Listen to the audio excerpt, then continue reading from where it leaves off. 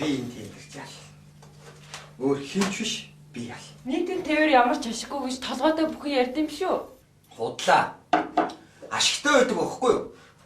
Хэрвээ ашиггүй байсан бол энэ олон микро автобуснууд чи юу гэж үйлчлэхэд явах юм бэ?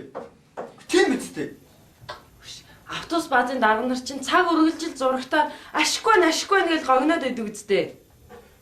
Тэдэнд огт хамаагүй болохоор ашигтай байна уу, ашиггүй байна уу? Ерөөсөө бадгүй. Дарга нар чинь биш дээ. Засвар сэлбгийн мөнгө инээ тэрэ гэж хоншгонж байгаа. Усаас баахан мөнгө төсөөлүүлээд тэрийг идэхээ болж байгаа. Хөөш. Ой. Би ч амтны сони юм яа. Автобус тарилаа буусын баазлуудын захирлууд биш дээ. Урагшаа хоошоо сэлбэнд ганцаараа явдаг. Уул нөө штэ. Засварын инженер гэж тусдаа нэг хүн байгаа штэ. Тэ? Тий. Яагаад ингэ явж байгаа гэж? Яа? Өнөө төсөөлсөн мөнгнөөс идэвч байгаа байхгүй юу? Тэгээд тийм. Дарга нар нийтнэ. Инженер нийтнэ. Кондуктор нийтнэ. Нэг кондуктор өдөрт дунджаа 10,000 төгрөгийн ашиг унагадаг гэж. Тасалсан билээд ашиглаа.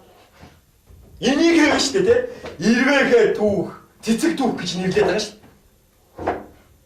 Зарим нэгэн залхуу нэг нь болохоор таньдаг хүнээсээ шууд тасалсан билээд худалдаад авчиж байгаа. Өн чөөрт хамаагүй байгаа цагт байна шүү дээ. Хинч юу ч хайрлдаггүй юм. Тэгээд чийл нэг ашигтай болгочихвол гэж дээ. Болгоно.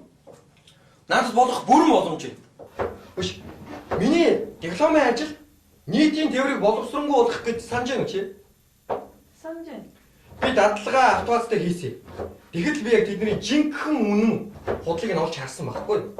2 автобус дамждаг юм өдөрт 800 төгрөг. Сард 17,600 төгрөг өгч юм чинь автобус баазыг нэг бүр алгах байдаг шүү дээ. Хөөх.